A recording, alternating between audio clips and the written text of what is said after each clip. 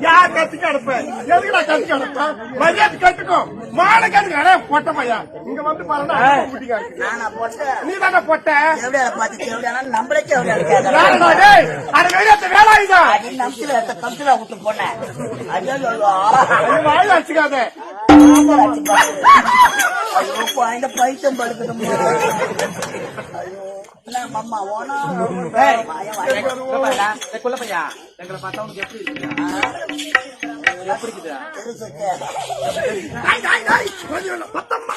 பேசுறா